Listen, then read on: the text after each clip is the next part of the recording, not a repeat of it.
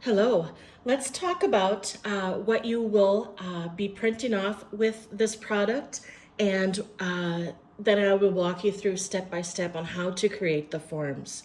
So when you download it and print it off, you are going to have 10 sheets of paper, and each paper is going to have 12 circles, and each circle will have a pattern in it.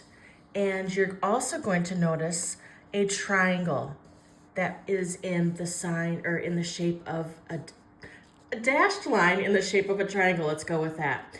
And the first thing you'll want to do is, after you've got them printed out, you'll want to collect the supplies that you're going to need to create these forms. So you will need a straight edge, okay? I have my nice fancy ruler. You can use something as simple as a gift card, something that's a little sturdy and has a straight line. It doesn't even need to be that long, okay? Glue stick, and this is a very fancy tool. It is a paper punch in the size that is 1.5. This one, you insert the paper there, you punch it, and then here comes out the punch. If you don't have this, scissors will work just fine. I like to use a folding bone. This is not necessary if you wanted to use a popsicle stick or even just your fingernails. This will help with creases when you are creating your discs in order to make the form. And then I am really excited about Sharpie markers. So for this one, I am going to be using their S-Note Sharpie markers. I do not get any benefit from Sharpie by explaining and using their product. I just really like it. So step one, after printing everything out, pair up your patterns, okay? So what I mean by that is you've got 10 patterns, and you're going to have, for instance, I am going to pair these two patterns up, okay? It's completely and totally up to you how you want to pair these up. That's what makes this project really fun, is because no matter what, there's so many different combinations you can make, okay? Now, if you wanted, since you've downloaded the product, if you wanted to use the same pattern for all of them, hey, go for it, okay? That will be cool as well. So I'm going to pair up these two. I am going to pair up this one with this one. And I like the feeling of the leaves with the flower shape. I'm going to pair up these two and these two. Now I want you to notice that each sheet has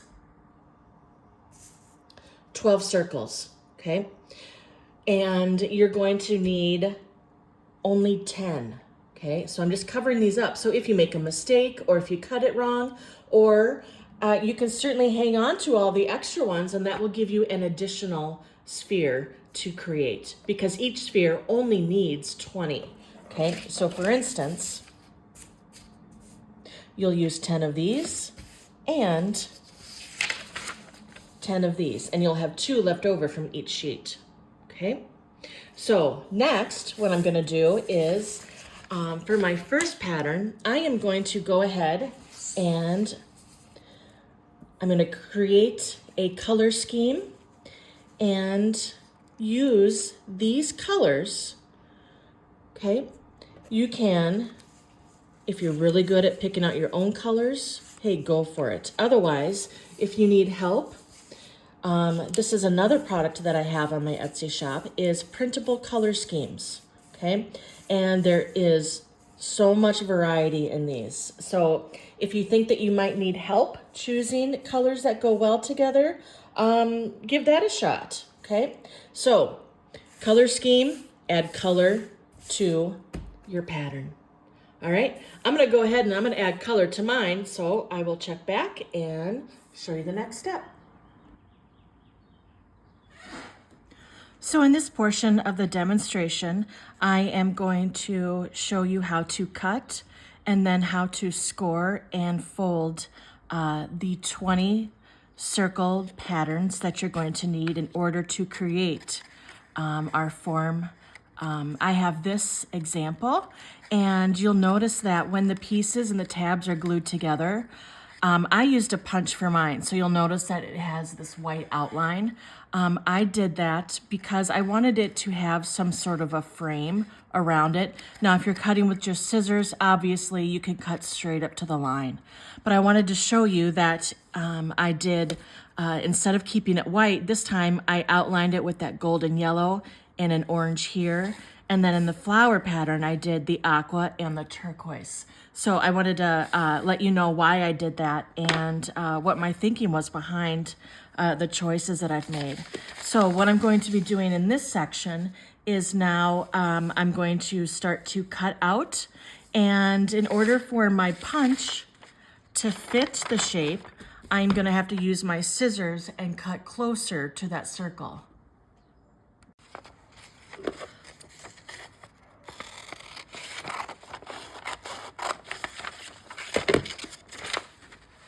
So that I can line it up with the punch, I've got it kind of backwards. Normally you would have it like this as you're punching through. And I'm just gonna center it as best as I can. And then I'll do this with all 20 of the shapes that I need. Now, after I have done all of the cutting, the next step is to score and to fold. And I just have a plastic gift card here. You can use a straight edge of any kind, and then you can see that I've got this folding bone. If you don't have a folding bone, you could use a popsicle stick, you could use like a plastic knife, or you could just use your fingernails. So I'm just going to apply pressure here. You'll notice that I am lining up the gift card with the dotted line that creates that triangle. Okay, like I can zoom in so that you can see a little bit better. There's the dotted line. The gift card is right up against that line. I'm taking the folding bone and I am bending it. Once I've got that bend, bring it out and get that nice crisp edge. Okay, and then what I'm gonna do is I will do that now with all 20 of my shapes. Okay, and that's what they're gonna look like. Ready for the next step. All right, let's talk about constructing and putting the form together so that it is complete. If you take a look at the sphere, I want you to know that there is going to be a row of 10 that completes the center. The top of it is 5 and the bottom is 5, okay? And you can decide how you want the patterns to play with each other. So earlier I told you that I was gonna do 10 of the leaves, 10 of the flowers, and you can kind of mix and match these patterns however you like. I mean, it's your design, and you've got so many opportunities, chances to do the design that you want to do. So be very playful. So real quick, I am just going to use a regular glue stick. It is definitely nothing fancy. I am going to assemble the center row. Notice that this triangle, the point is down, and then the next triangle, the point goes up. And it's the 2 tabs right here. I'm going to attach those together, and then I'm going to make a row of 10. For the top, I am going to do a configure of 5. And it looks like you want to have a 6th one here, okay? Now, you're not going to, because once you have those 5, kind of let the glue set. You can pick that up, and then you're going to kind of pucker it up, okay? You want it to kind of become, in this shape, okay? Notice it makes that dome. So then instead of having that open area, you pinch those pieces together, and you're going to get that dome shape, okay? So I'm going to go ahead and I am going to glue together my row of 10 and the top and the bottom, okay? And when I do that, I just simply, I've got my Elmer's glue. I put a little bit of pressure on the back side here, okay? And then when I attach, I make sure that they're lined up, just like that. Okay, make sure that you've got a good view. Okay, and then the next, I'll put glue here and attach it there. I'll do my row of 10, I'll do my top, and I'll do my bottom, and then I'll show you the next step. Okay, so the glue has dried, and the last couple steps is, now that you've got this row of 10, you're now going to create it, place it into a cylinder shape, and you're going to glue these two tabs together. And now that you've got, pardon my kitty, here's the top. Now, I mentioned it feels like there should be another piece here. Well, instead, now you're gonna take this tab and this tab, you're gonna glue it together, and you'll notice that it starts to dome, okay? Here's the top, and then you do the same thing with the bottom. Okay, imagine that this is glued, and then you just match up the tabs, and then that creates the sphere. Okay, so you're gonna glue those tabs together, and this is what your end product looks like. Okay, bright, colorful.